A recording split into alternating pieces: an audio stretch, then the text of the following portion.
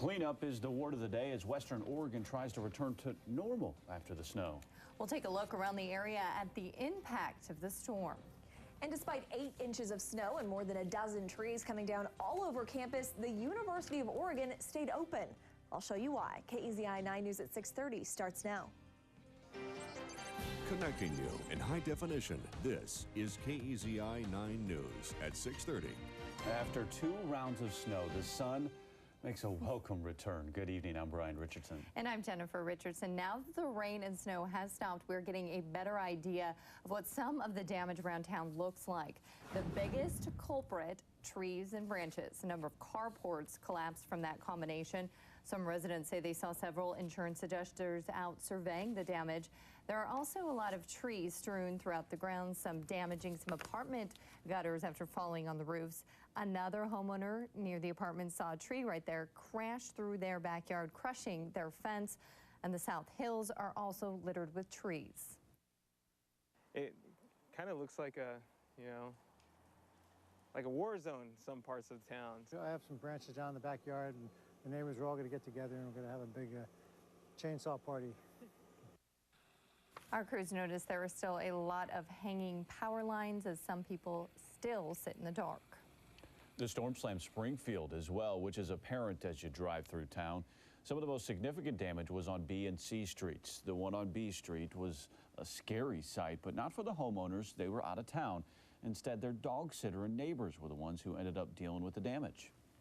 Everybody came out and was asking, like I said, if she needs any help or with anything. So it was pretty, everybody got together. The tree smashed 2 cars, the roof, and a neighbor's gate on C Street. The tree is still blocking the intersection with Mill. Public Works crews say in total they've tackled about 50 fallen trees just today. Crews are still working hard to get customers' power back on and running. It's definitely been a day where slow and steady becomes the case. KEZI 9 News reporter Lauren Michler is live in Eugene with updates. Lauren. Power crews are going on 40 straight hours of working around the clock trying to get power up for Lane County residents, thousands of them who are still without power today. As of 11 a.m., eWeb said they had 4,300 customers without power. EPUD has been slowly restoring power that we've found on their Twitter page, like areas like Fern Ridge are now back up. And as of this afternoon, Lane Rural is still looking at about 6,000 customers in the dark. And you may think the guys having to deal with all this work would be pretty miserable, but we're told that's not the case. Oh, this is what they live for. This is what they do for real. And it takes them about 30 hours to start getting tired because of the adrenaline. And that's a good thing. That's good for our members. That's good for them. 35 to 40-hour shifts for the first round, then they get 6 hours off and then 18 hours back on, and that pattern continues now. Fortunately, even with all that work, progress has been slow, and they say that there could still be people without power tonight, and as Justin will show us, it's going to get even colder than it was last night. Live in Eugene, Lauren Michler, KEZI 9 News. Eugene Public Works crews haven't stopped working to make sure you can get around town. They worked through the night plowing streets and then de-icing and sanding all major highways and bypasses. Springfield Public Works crews say the situation is much the same for them.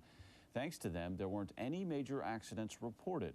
Crew managers say the safety of workers and the public is their top priority. About 15 trees came down at the University of Oregon, but that didn't keep students home from classes. KEZI 9 News anchor Brandy Smith is live in the studio to show us what kind of obstacles you can now find on campus. Brandy? Jennifer, when the snow came down on the U of O campus, so did trees and branches like these. Now cleanup crews and students are left to navigate the mess. I love it. I was so excited. It's insane. Whatever their initial reaction to Wednesday's snowstorm, University of Oregon visitors, employees, and students are still in awe of it a day later. I think the best part was just that it was such a surprise and we weren't expecting it at all. So just waking up and looking out the window and just seeing all the white, it was great. I was shocked. I grew up here and, we used to get this kind of snow when I was littler. In the winter, though, like at the latest February, early February, but never at the end of March. It's just so beautiful and cold, but Very nice. Nice is not how university administrators would describe the snow that brought down more than a dozen trees all over campus. The conditions were sloppy, but they weren't particularly dangerous. The thing that was the danger was the potential falling limbs and falling trees. But that didn't force the university to close Wednesday. It just delayed classes a few hours. And this isn't the first time U of O toughed it out in nasty weather, as former students will tell you. They never closed it. There were sheets of ice one time, like this thick, and I felt like I needed golf spikes to walk around campus, and they didn't close. Administrators say that's because more than 4,000 students live on campus. We need to make sure that they're fed, that that the power and the heat is on. So it's not like we could just say we're closing and everyone go home, because this is their home. This is where the students live. So it'll take more than a half a foot of snow and 15 down trees to keep these students out of finals. By and large, we really try and keep operations running if we can, if it's safe to do so. University crews will work to cut up the trees and limbs over the next few days to clean up Wednesday's mess. Live in the studio, Brandy Smith, KEZI 9 News. If you've driven by any local schools, you get a very clear view of why districts canceled classes today and yesterday. At Sheldon High, the parking lot is still filled with snow. Over at Buena Vista Elementary, the same scene. Lots and lots of snow, this time on the playground. Springfield and 4J haven't decided yet if school will be in session tomorrow. Bethel already had a planned furlough day. Corvallis seemed to bear the brunt of last night's storm, and that meant many trees came falling down. A 150-year-old large Oregon white oak was counted as a loss at the Benton County Fairgrounds. Managers knew it would come down at some point, but say it's sad to see the tree go. Around Corvallis, the ground is still too wet to allow crews to bring in the needed equipment to get rid of the rest of the fallen trees. And now up in the Portland area, Timberline Lodge is buried in snow. It got about 13 inches from this week's storm, and that brings its snowfall total to 205 inches. That's more than 17 feet, which explains why, combined with the snow, you can't see through the front windows or really even the cars in the parking lot. In fact, if you look in the center of the screen there, you can barely make out a man shoveling the front walk. Now, your first forecast with Chief Meteorologist Justin Stapleton. Pretty amazing stuff up there, and as Brian just mentioned, they did pick up a foot of snow. We got about 41 inches of snow over the 48-hour total at Hoodoo, so a lot of folks chomping at the bit to try to get out there to certainly get ahead of some just beautiful powdery conditions we'll see in the Central Cascades. Should be okay tomorrow for that. Temperatures right now have been slowly falling in the low 40s. We're still slightly warmer than that down in Roseburg, 47 right now, 26 on top of Willamette Pass, 33 out in Bend and Lapine, and 34 as you get out towards Blue River and out to Mackenzie Bridge. So let's put Storm Tracker into motion. We got a few light showers out there. Snow lines have been rising up to around 1,500 to 2,000 feet today, and they'll continue to rise and will continue to shut down all of the wet stuff. I'll let you know what we've got for a somewhat drier forecast of the weekend. That's next. In news covering America, Trayvon Martin's family is gaining more support in their quest for justice and answers in the shooting death of the Florida teen. The call for an arrest is getting louder from all corners of the country. Another rally is scheduled for tonight in support of the Martin family. It sparked the consciousness of peoples of goodwill that want to see this kind of injustice end. Today, Martin's family met with the Department of Justice leaders who are investigating the shooting as a possible hate crime. In Sanford last night, city commissioners voted no confidence in their police chief after several apparent oversights in the initial investigation. The state of Florida also has a grand jury investigating the case, but it won't convene until next month. The parents of an armored car guard accused of killing his partner and stealing money say they want their son to turn himself in. Kenneth Kunayas Jr. has been on the run since February 28th. He's accused of shooting his partner in Pittsburgh and making off with more than $2 million. His parents say they want the nightmare to end. Ken, we want you to come home. Please contact me. Your parents have been through enough. Everyone involved has suffered greatly. The time to come home is now. To court records, Kunayas called a friend after the shooting and said he messed up but had enough money to live on for the rest of his life. And now to news covering the world. A 32-hour-long standoff with a man suspected of killing 7 people in France came to a deadly end this morning.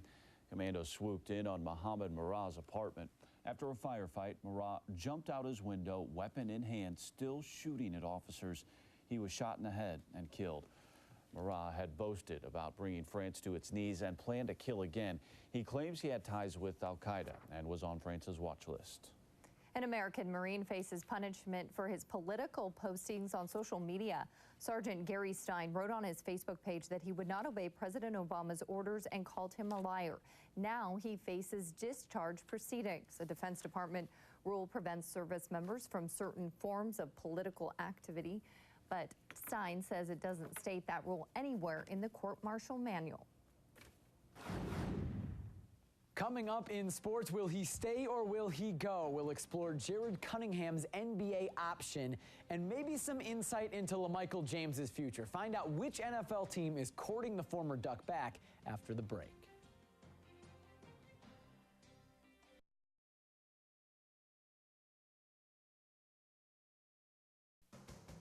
Now, KEZI 9 Sports. Welcome back for sports. I'm Jake Zivin. Last week when the Nebraska basketball job opened up, Dana Altman told us in no uncertain terms that he had not talked to anybody from the Cornhuskers and that he was the head coach at Oregon. More important than telling us that, Altman apparently told Phil Knight the same thing. That's according to an ESPN report today, which says that Altman told Knight and Oregon officials that he won't even entertain the thought of going back to his home state. Again, Altman essentially told us the same on camera last week. Also today, Altman's lieutenant, his top assistant, Brian Fish, was named a finalist for the Eastern Illinois head coaching job. There are 4 other coaches up for that job. They'll interview in the next 2 weeks. Fish has been an assistant under Altman for the past 8 years and 13 years overall. Now that the Beavers' most successful season in 2 decades is over, the focus turns to next year, when they should be even better. On paper, they lose just 1 player, Kevin McShane, but Jared Cunningham has a decision to make. Does he stay or does he go? Cunningham is an NBA prospect. There's no denying that. The big question is, how good of an NBA prospect is he right now? There are plenty of NBA mock drafts, and we couldn't find one that has Cunningham anywhere in this year's draft. Rather, he's listed as a late first rounder or early second rounder in next year's. So it's hard to gauge where Cunningham would go if he entered this draft pool, and that's what he'll have to try to figure out before April 29th, which is the NBA's draft declaration deadline date. I haven't made a decision at all yet, so I'm just trying to finish school, finish this year out, and just see where basketball's gonna take me. If I'm gonna be here next year, that's gonna be great. If I leave, that'd be great too. But as of right now, I'm just playing it year by year. And he and the family have asked me to gather some information for him so that they can make an informed decision, and I'll be happy to do that. It is my belief that if whatever decision he makes, if it's the right decision, I'm all for it. If the right decision is for him to leave, then I'll be behind him. If the right decision is for him to come back, I'll be behind that too. Last week, 2 NFL coaches came to Oregon's Pro Day, a pretty good sign that those teams are very interested in LaMichael James. Another good sign, one of those teams flew out James for a workout yesterday. According to the Detroit Free Press, James was in town to meet with the Lions yesterday. Detroit head coach Jim Schwartz was one of those 2 coaches in the Moe Center last week. He was seen talking to Chip Kelly for most of Pro Day. The Lions have picked a running back in the top 2 rounds each of the last 2 seasons. The problem is those 2 backs didn't make it through last season because of injuries. Javid Best, the former Cal back, had concussion problems. Michael LaShore tore his Achilles, so there seems to be a spot in Detroit for LaMike if they want him. Jim Schwartz was not at Stanford's Pro Day today in California, but former Secretary of State Condoleezza Rice was. Rice and a horde of media and scouts were there to watch Andrew Luck, who, to no surprise, was almost perfect. Luck was 46 of 50 on his throws. 3 of those balls were dropped. Of course, there was no defense being played at Pro Day. And Indianapolis, the team with the #1 overall pick in the NFL draft, didn't send their owner, didn't send their general manager, didn't even send their coach. So Detroit sends their coach to Eugene for LaMike, who will be a 2nd or 3rd round pick. And Indianapolis, the team that's for sure, most likely, going to draft him, doesn't even send the coach to go check on Andrew Luck. They're that confident. He's that good, apparently. Exactly. All right, thanks. Yep. All right, coming up after the break, well, you know that our own Jake Zivin actually is forecast to go somewhere into the 3rd round. So coaches were out today. He didn't want to let anybody know that, though. Here's what we've got strike kicker for tonight. Night planner, we'll see the temperatures fall pretty quickly, so we do expect to see below freezing, a little bit of patchy freezing fog, and maybe some icy spots Is more rain in the forecast? Find out next.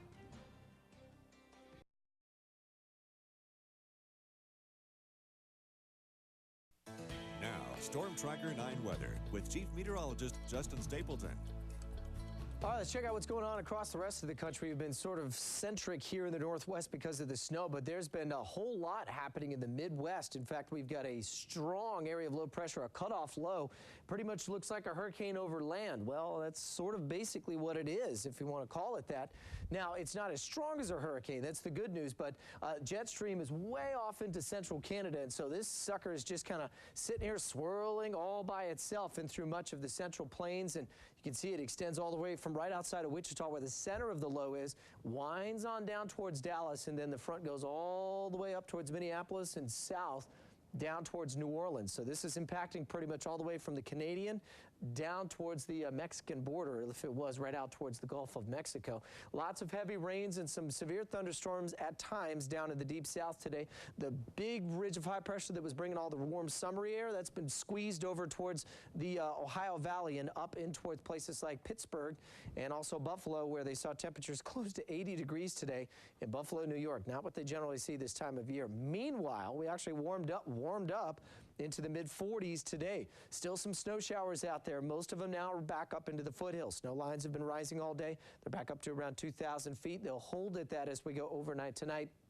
And most of what we're seeing to the south of us starting to break up. And so that means we'll likely see a drier forecast tonight and certainly tomorrow. To the south of us, though, the concern wasn't so much the snow and the ice, but more of the heavy rains at times. The Harrisburg river gauge on the Willamette right now is getting close to flood stage, should stay below that. The Coquille and Myrtle Point are both above flood stages. They should crest late tonight. We'll start to fall back below that as we head towards tomorrow, as we'll see a significant amount of dry time, at least 24 hours as we go to tomorrow. 28 on top of Willamette Pass. They saw about 5 inches of snow late night last night, 35 in Blue River. Now upper 30s in Corvallis, still sitting at around 40 to 41 here in the Southern Valley, 44 out towards Florence. North Bend today, they got up to 48 degrees, 51 in Roseburg, a little cooler down in Medford as they saw a lot of cloud cover and a few showers. And then you can see back off to the east of us as well, temperatures in the upper 40s to low 50s. So freezing fog chances tonight, upper 20s, low 30s as you get to Roseburg and Coos Bay and North Bend. The area of low pressure getting cut off from the rest of the jet stream is going to slide south too, and it should allow us to dry out some here in the Northwest as we head in towards tomorrow and early Saturday's forecast. So going overnight tonight and tomorrow, I do think we'll see the fog set up in the valleys, and then again, starting off partly sunny, we'll see the clouds start to move back in late Friday night into Saturday. The rain bands offshore will slide into southern Oregon, and then those should start to drift northward as we head towards late Saturday night and Sunday. So almost 2 days of dry time. Better than what we've seen. We'll certainly take it. Coastline tomorrow, 53 degrees. 51 on Saturday, and then staying a little cool, but certainly staying very showery as we head into next week. The Umpqua Basin, a little bit of morning fog. We'll be back to partly sunny skies in the low 50s. And a nice warm-up by Saturday, Sunday, and Monday, back up into the upper 50s. Right around 38, 40 degrees. The Cascades, partly sunny skies. Sunny afternoon in Bend and Redmond. They'll be in the 40s as well, and then back up into the 50s as we head towards Sunday and Monday. And finally, here in the valley, 49 to 50 degrees tomorrow, guys. Freezing fog and still slick spots out there. Some of the elevated roadways will be an issue. Otherwise, I think tomorrow's our dry day. Get out and enjoy it. Let's go enjoy it. Yeah, Thanks, exactly. Justin. You're welcome. There's a bit of music, fun, food, and even some exercise waiting for you this weekend here in Oregon. 104.7 KDX Valerie Steele is here with more. And the funky event this Saturday. There's going to be food, a costume ball, dance party, and a silent auction. Proceeds will benefit the Cascade Educational Network. They teach local school kids about nature. That event goes from 7 to midnight at the Territorial Winery's Tasting Room on West 3rd. Tickets are $15. Are you itching to get out and run a lot? Then make plans to be at the Mackenzie River Half Marathon this Saturday. Runners will make their way through the Hayden Bridge neighborhood all the way to Armitage Park. Runners will meet up at Armitage, where they'll be shuttled to the starting point. That happens at 9 a.m. on Saturday. Admission $50 to $60. You can spend a night at the theater and see the Broadway musical comedy Dirty Rotten Scoundrels. Shows are Thursday through Sunday at the Very Little Theater on Hilliard Street here in Eugene. Tickets $10 to $18. And coming up next week, you can dance at the McDonald'sm, dubstep, Nick Grit, and Too Fresh will be playing Tuesday night. Tickets $15 to $18. Doors at 7. That show will start at 8. Now, for more information on these or other great events, or to submit one of your own for the future, log on to KEZI.com and click on the Features tab. For 104.7 KDEC, I'm Valerie Steele, and I hope you have a great weekend. All right, coming up, forget the poll question. Today we asked to see your snow pictures. Chris in Cottage Grove took this one of a huge turtle, more of a tropical creature, enjoying the best winter has to offer in Lane County. The rest of your submissions next.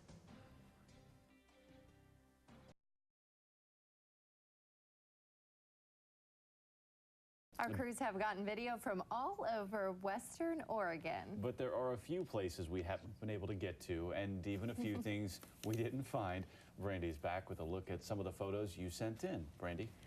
Guys, we got so many pictures from this snowstorm and what it looks like a day later, so thank you to everyone who sent in photos. John snapped this one along Leo Harris Parkway in Eugene. You can see the PT Cruiser splashing along the very wet street. And the next one comes into us from Heather in Junction City. A beautiful landscape shot here. Lots of what look like Christmas trees covered in snow. And you can do a plain old snowman, or you can do one up like Amber's daughter Jessica did. This is a snow lady. You can tell by her tutu. Or just scrap the snow projects and get it on the snow sports Jody's kids did. They went out sledding near Vida today. And you know those roundabouts that Springfield installed a couple years back? Here's a new take on that idea, a snowman about. Stephanie took this picture in her Springfield cul-de-sac. And this next one comes into us from Tabitha. See that white dot in the upper left corner? That is a snowball. Her son Justin is trying to dodge it. I think it's going to hit its target. Yeah. I suspect he probably lobbed one at someone and had that was the punishment for throwing the snowball. Yeah. See you back here at 11.